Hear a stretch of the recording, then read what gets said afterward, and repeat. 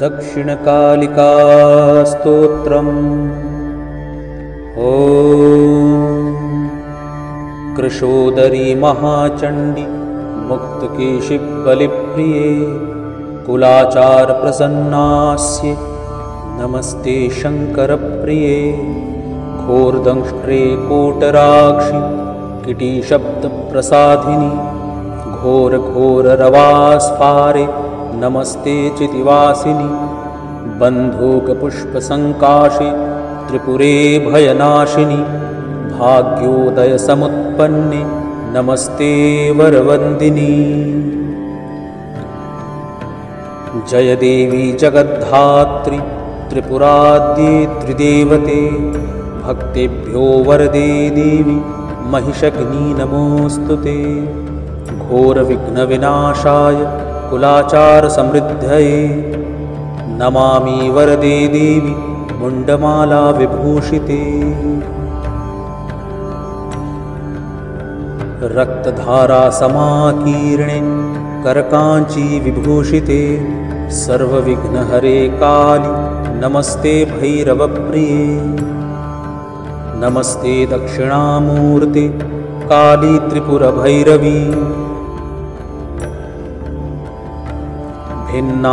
भिन्नाञ्जनचयप्रक्षे प्रवीणशवसंस्थिते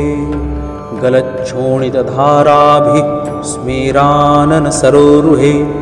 पीनोन्नतकुचद्वन्द्वे नमस्ते घोरदक्षिणे आरक्तमुखशान्ताभिर्नेत्रालिभिर्विराजिते शवद्वयकृतोत्तंशे नमस्ते मदव्योभले पञ्चाशन्मुण्डघटित मालालोहितलोहिते नानामणिविशोभाढ्ये नमस्ते ब्रह्मसेविते शवास्थीकृतकेयूरशङ्खकङ्कणमण्डिते शववक्षः समारूढे नमस्ते विष्णुपूजिते शवमांसकृतग्रासे साट्टहासे मुहुर्मुहुः मुखशीघ्रस्मितामोदे नमस्ते शिववन्दिते खण्डमुण्डधरे वामे सव्ये अभयवरप्रदे दन्तुरे च महारौद्रे नमस्ते चण्डनादिते त्वं गतिः परमा देवी त्वं माता परमेश्वरी त्राहि मां करुणासान्द्रे नमस्ते चण्डनायिके नमस्ते कालिके देवी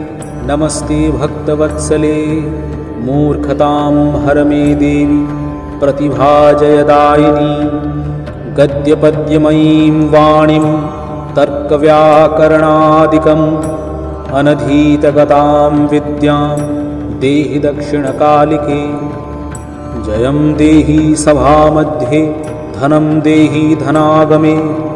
देहि मे चिरजीवित्वं कालिके रक्ष दक्षिणे राज्यं देहि यशो देहि पुत्रान् दारान् धनं तथा देहान्ते देहि मे मुक्तिं जगन्मातः प्रसीद मे ॐ मङ्गला भैरवी दुर्गा कालिका त्रिदशेश्वरी उमा हैमवती कन्या कल्याणी भैरवीश्वरी काली ब्राह्मी च माहेशी कौमारी वैष्णवी तथा वाराही वासली चण्डी त्वां जगुर्मुनयः सदा उग्रतारेति तारेति शिवेत्येकजटेति च लोकोत्तरेति कालेति गीयते कृतिभिः सदा यथा काली तथा तारा तथा छिन्ना च कुल्लुका एकमूर्तिश्चतुर्भेदा देवी त्वं कालिका परा एकद्वित्रिविधा देवी कोटिधानन्तरूपिणी अङ्गाङ्गीकैर्नामभेदैः कालिकेति प्रगीयते शम्भुः पञ्चमुखेनैव गुणान् वक्तुं न ते क्षमः चापल्यैर्यत्कृतं स्तोत्रं क्षमस्व वरदा भव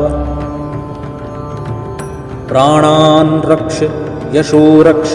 पुत्रान् दारान् धनं तथा सर्वकाले सर्वदेशे पाहि दक्षिणकालिके। यः सम्पूज्य पठेत् स्तोत्रं दिवा वा रात्रिसन्धयोः धनं धान्यं तथा पुत्रं लभते नात्र संशयः। इति श्रीमहाकालविरचितं